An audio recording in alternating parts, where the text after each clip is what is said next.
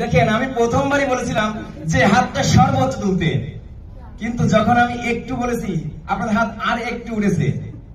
আপনি কিন্তু একবারেই পারতেন যে সর্বোচ্চ তুলতে।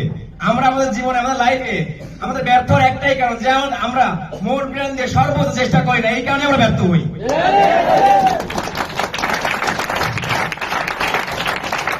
যে কোনো সেক্টরে, যে কোনো প্ল্যাটফর্মে আমরা সফল হতে পারবো যদি আমরা মন প্রাণ দিয়ে সর্বোচ্চ চেষ্টা করি। আমরা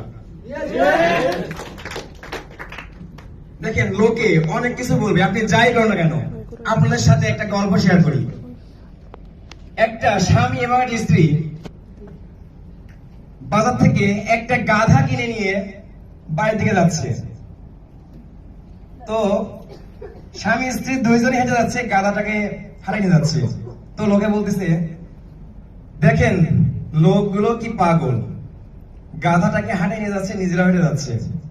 কিছুক্ষণ সামনে যেয়ে স্বামী স্ত্রী দুজনেই সেই গাধাটা পড়ে উঠছে। তখন লোকে আবার বলছে, এদের কি একটু দয়া মায়া নাই?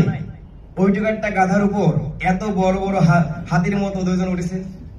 একটু পরে যে আবারও স্বামী নেমে গেছে, শুধু স্ত্রীকে গাধার উপর নিয়ে চলে যাচ্ছে।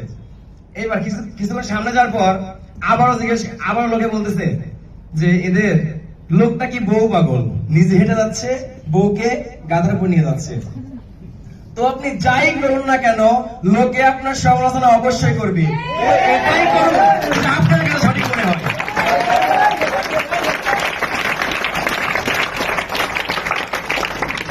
সৃষ্টিকর্তা আমাদের প্রত্যেকের ভিতর একটা আলাদা পাওয়ার দিয়েছে। যদি আমরা এটাকে কাজে লাগাই, আমরা জীবনে অবশ্যই সফল হতে পারবো।